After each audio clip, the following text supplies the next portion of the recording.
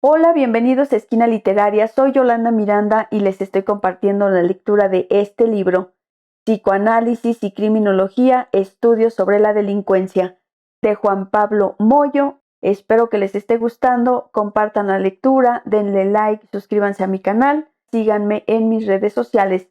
Y si les gustaría apoyar este trabajo, pueden volverse mecenas en mi Patreon. El día de hoy vamos a leer el corolario del segundo capítulo. Está un poco extenso, espero que les guste. Corolario. La reseña bibliográfica efectuada en este apartado representa el surgimiento de la psicopatía de manera muy vaga e insuficiente. Además, la mera enumeración de categorías psicopatológicas sin un eje explicativo tiende a producir un laberinto semántico que fuga el sentido. Por esto se requiere de una contextualización a partir de la historia de la psiquiatría y sus derroteros. Según el ordenamiento de la historia de la psiquiatría propuesto por George Lantery Laura, se pueden distinguir 4 paradigmas. El primero corresponde al periodo de finales del siglo XVIII hasta mediados del siglo XIX y se caracteriza por la unificación del objeto de la psiquiatría en la noción de alienación mental. Desde mediados del XIX hasta la tercera década del XX, ubica al segundo paradigma que se caracteriza por el retorno de la psiquiatría al dominio de la medicina. Ya no se trata de la alienación mental, sino de las enfermedades mentales, sin prejuzgar la etiología, que pueden ser descritas a partir de una penetrante semiología, junto con su evolución. Es el periodo del conocimiento del cerebro, cuya investigación es complementada desde una psicología de las facultades mentales, que tiene su expresión en el examen como peritaje médico-legal. El tercer paradigma coloca en primer plano a las grandes estructuras psicopatológicas.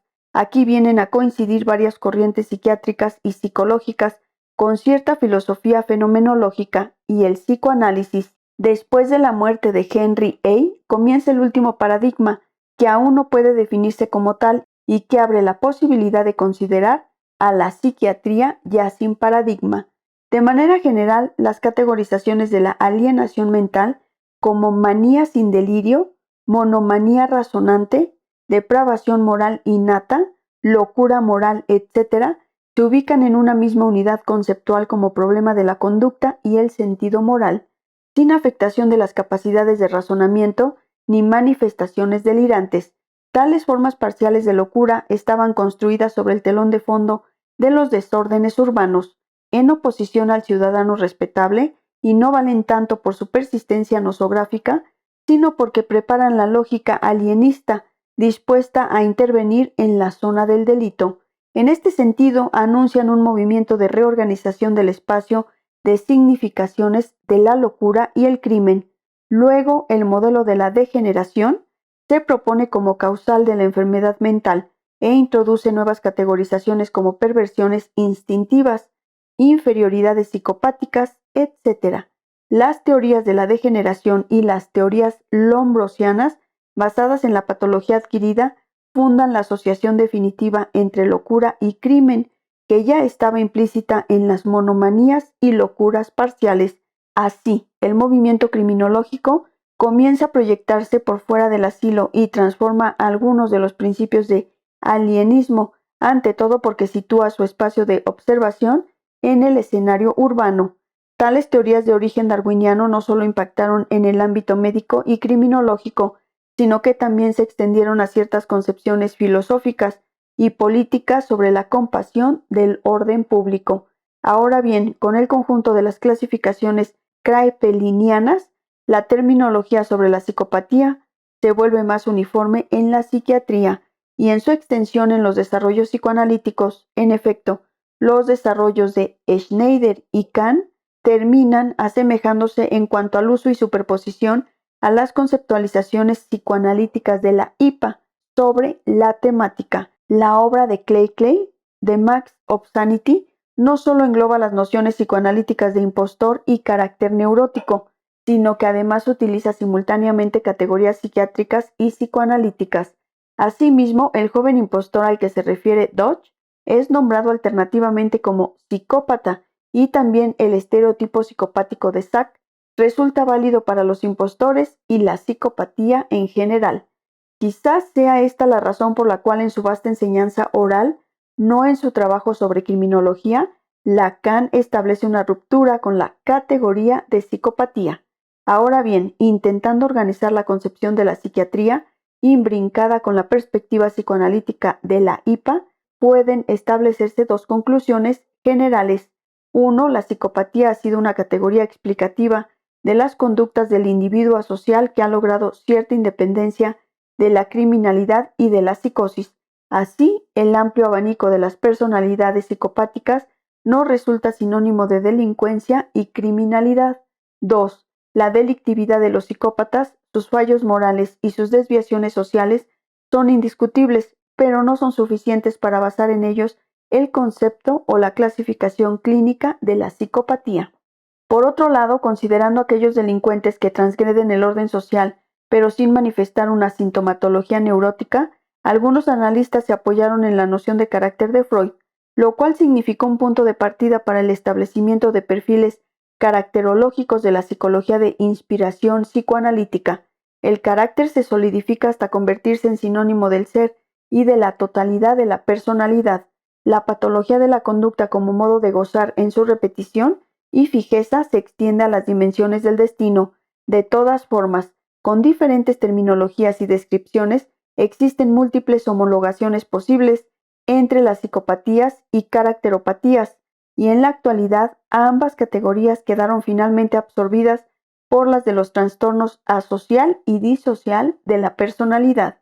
Asimismo, si el criminal no está suficientemente socializado y por lo tanto no consigue reprimir sus propios impulsos antisociales, entonces termina siendo un adulto carente de educación que continúa siendo un niño. En consecuencia, como dicen muchos criminólogos, el psicoanálisis sugiere una hipótesis terapéutica como solución al problema delictivo. La socialización, la educación y la función terapéutica social que se invoca en nombre de las buenas costumbres y el respeto a la propiedad siempre resultan negadoras e hipócritas. Otra manera de plantear una distinción diagnóstica es con relación al otro. Desde esta perspectiva, psiquiatría y psicoanálisis, a pesar de las divergencias, diferencian al psicópata criminal. Utiliza la violencia y la coerción contra el otro, del psicópata manipulador, que obtiene la complicidad del otro para la realización de un acto delictivo. Siguiendo esta vía, los impostores y los caracteres neuróticos, inapreciables piezas del museo psicoanalítico, no resultan francamente compatibles con el crimen y la violencia, sino con las máscaras del psicópata manipulador. En consecuencia, el psicópata o canalla no criminal se conecta con el fantasma del paternaire, al que hábilmente suele captar y utilizar. Desde esta perspectiva, el psicópata y el canalla se acercan mucho a la estructura subjetiva de la perversión, pero sin tener en cuenta las prácticas de la sexualidad. En cuanto al psicópata criminal, en su figura se anudan el goce y las normas sin apelar a lo prohibido. Lógicamente, el perverso se distingue del psicópata criminal por su relación con la ley, cuya identidad con el deseo lo incluye en una legalidad que este último no comparte, es decir, la perversión es metódica e incluye al otro. La psicopatía es desreglada y fuera del sentido. En efecto, el perverso obtiene su goce dentro de la ley en forma invertida a la de la neurosis. Contrariamente, el psicópata criminal no reconoce la prohibición e ignora la dialéctica que constituye la transgresión. Asimismo, por su acción situada fuera de las motivaciones comprensibles de la neurosis y las reacciones de la psicosis manifiesta, el narcisismo frío del psicópata fascina por su ser de goce. Ahora bien, intentando acentuar el comportamiento delictivo desde un punto de vista fenomenológico, teórico y clínico, las tres categorías estudiadas en este apartado tienden a superponerse en la misma indeterminación. Asimismo, los intentos psicoanalíticos de formalización del psicópata y el caracterópata han resultado muy seductores desde el plano literario y cultural, pero sumamente ambiguos en cuanto al contenido teórico. Aquellos que delinquen por ideales, como el amo guerrero, no pueden considerarse por su posición subjetiva como propiamente neuróticos, pero al mismo tiempo tampoco pueden diagnosticarse ni de perversos ni de psicóticos. Por ejemplo, la figura de Alcibíades que representa a un amo espiritual que muere luchando por el puro prestigio, es para Cleckley el paradigma de un psicópata. Las categorías clásicas del psicoanálisis y de la psiquiatría no alcanzan para explicar el campo de fenómenos de la delincuencia, la psicopatía o la patología de la conducta en sentido amplio. Además, las múltiples categorizaciones psiquiátricas y psicoanalíticas de los individuos desviados siempre se apoyan en los mismos tópicos. Un esclarecimiento posible de tal uniformidad es la que ofrece Michel Foucault. Tal como se constituyó entre fines del siglo XVIII y principios del XIX, la psiquiatría no funcionaba como una teoría médica, sino como una rama especializada de la higiene pública que se institucionaliza siendo un dominio particular de la seguridad social. Asimismo, su intervención en el terreno penal evoluciona junto a la noción de individuo peligroso y la ideología del castigo como procedimiento para modificar a los infractores. En efecto, la puerta de entrada de la psiquiatría en el ámbito jurídico fueron los crímenes graves, contra natura y sin razón, los que no han estado precedidos, acompañados o seguidos de ninguno de los síntomas reconocidos de la locura, los que se realizan en la esfera doméstica y no contra el pacto social. Este movimiento psiquiátrico se corresponde con el pasaje del cuerpo social como metáfora jurídico-política para convertirse en una realidad biológica y en un terreno para la intervención médica para tratar los peligros sociales. Paralelamente, para los juristas reformadores, el objetivo de la pena era modificar al infractor, lo que implicaba que el castigo recayera sobre el criminal. Consecuentemente, no bastaba encontrar al autor del crimen, se hacía necesario conocer los móviles, tendencias y motivaciones del criminal. En poco tiempo, la maquinaria penal no podría funcionar simplemente con la ley para ser aplicada al infractor y autor responsable de los hechos. Necesitaría que el infractor le explicara quién era y cuáles eran las causas del delito. Cuanto más clara fuera la integración entre el acto y la conducta del sujeto, más fácilmente aparecería como punible. Inversamente, cuanto más indeterminado y sin razones fuera el crimen, más tendencia existiría a eximir de responsabilidad al sujeto y la justicia lo confinaría al psiquiátrico. En definitiva, con el objetivo de justificar su saber, la psiquiatría tuvo que efectuar dos codificaciones simultáneas. Por un lado, codificó a la locura como enfermedad, estableciendo sintomatologías, nosografías, pronósticos, etc. Por otro, la codificó como peligro, estableciendo riesgos y prevenciones sobre esta. Esta doble operación aparece conceptualmente realizada en la noción de monomía y luego en la de degeneración. En efecto, la monomanía va a permitir clasificar dentro de una gran nosografía toda una serie de peligros que luego se sustituirá por la noción masiva de degeneración, la cual cambiará el contenido pero no su función. Así, la psiquiatría estableció la pertenencia esencial de la locura al crimen y del crimen a la locura. Precisamente en un capítulo del libro La industria del control del delito de Nils Christie es titulado Hermanados por el control, el derecho penal y la psiquiatría. Allí se presenta claramente la simetría entre el manual psiquiátrico DSM y el de sentencias. En efecto, en la psiquiatría ocurre lo mismo que en el derecho penal. La mayoría ha cometido actos que podrían haber sido considerados delictivos y podría haber sido diagnosticada de algún tipo de trastorno mental. En definitiva, gracias a la habitual colaboración que se da entre el derecho penal y la psiquiatría, según sostiene Christie, la totalidad del control se vuelve perfecta. La pericia psiquiátrica permite doblar el delito tal como lo califica la ley, con toda una serie de agregados psicológicos que no son el delito mismo, pero que se constituyen como las causas, el origen, la motivación, etc., del propio delito. Así, la pericia psiquiátrica permite pasar del acto a la conducta y del delito a la manera de ser, personalidad poco estructurada, inmadurez psicológica, desequilibrio afectivo, inferioridad, etc., desplazando una infracción legal hacia una irregularidad fisiológica, psicológica o moral. A partir de su saber científico, la psiquiatría legitima la extensión del poder de castigar a otra cosa más allá de la infracción, una operación que permite duplicar el delito con la criminalidad y que Foucault denomina construcción de un doblete psicológico y ético del delito. Pero esto no es todo. Paralelamente también hay otra función intrínseca de la pericia psiquiátrica, que es duplicar al autor del delito con un nuevo personaje del siglo XVIII llamado el delincuente. En consecuencia, los magistrados dejan de operar con el sujeto de derecho para operar con el sujeto delincuente, que en realidad es el objeto de una tecnología punitiva específica. De este modo, se modifica la vieja noción de responsabilidad penal. No se trata de sujetos responsables que deben ser condenados e irresponsables, que no, sino de individuos peligrosos que pueden dejar de serlo o no mediante ciertos tratamientos. La personalidad desviada y peligrosa se convierte en la patología y a su vez en el criterio que permite juzgarla.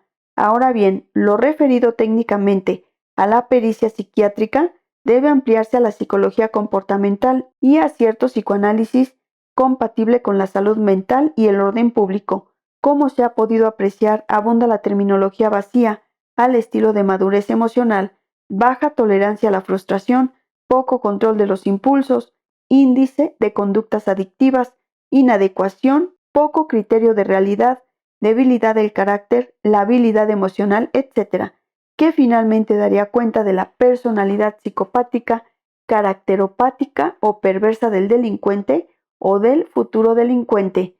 Tales ordenamientos conforman un chauvinismo literario vacío que abunda en las pericias psicológicas para justificar al experto y sus evaluaciones.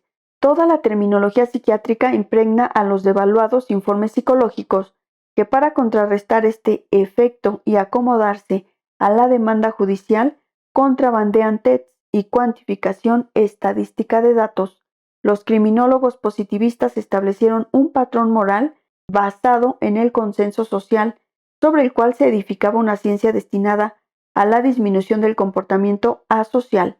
César Lombroso, fundador de la Escuela Positivista Biológica, incluido por Charles Darwin, Spencer y Morel, produjo la noción de criminal atávico o innato, considerado como producto de una regresión a periodos evolutivos anteriores y a niveles inferiores de desarrollo orgánico. Contra el modelo clásico y las creencias filosóficas, religiosas, punitivas y éticas, la criminología italiana perseguía como fin práctico la eliminación de la conducta antisocial. Rafael Garófalo elaboraba una definición de delito natural, construyendo una visión tautológica de la naturaleza humana y el orden social.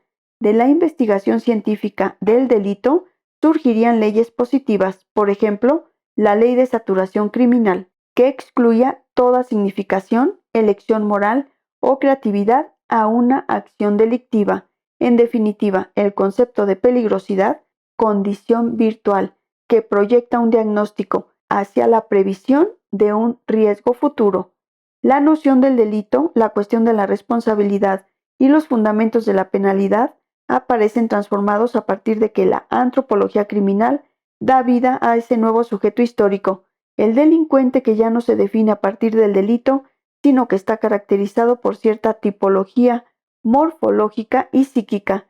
Bajo esta lógica, considerando al delincuente como biológicamente inferior y equivalente directo de un ser asocial, el delito nunca podía ser el efecto de la desigualdad social, del empuje del mercado, de la realización de un ideal delictivo, de un acto perverso o psicótico, etc. Es decir, no existía en el delito ninguna motivación subjetiva ni social. La aceptación del positivismo socavaría seriamente el sistema judicial, ya que el supuesto más difundido y explícito de la criminología positivista es la primacía del delincuente y no del derecho penal como el punto de partida de sus teorías etiológicas. La búsqueda de la objetividad se reduce a propugnar la medición de las patologías individuales y las circunstancias patogénicas, es decir, la explicación del delito se halla en el comportamiento de los delincuentes. De esta manera, el empleo estadístico y la cuantificación de las conductas fueron los argumentos centrales de la criminología positivista para determinar que el delincuente es diferente a quien respeta la ley.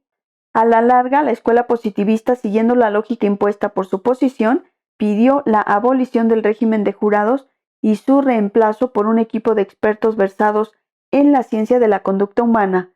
Los expertos eran necesarios para investigar las causas que impulsaban al criminal a delinquir, a hacer su diagnóstico y señalar el régimen más apropiado para el caso.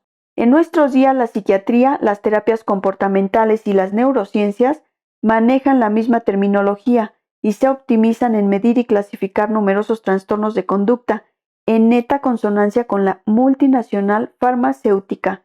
Incluso puede afirmarse que existe una política empresarial que dirige a la psiquiatría basada en el ajuste del déficit a la industria farmacológica, del mismo modo que la psicología se acomoda a la cuantificación de las conductas.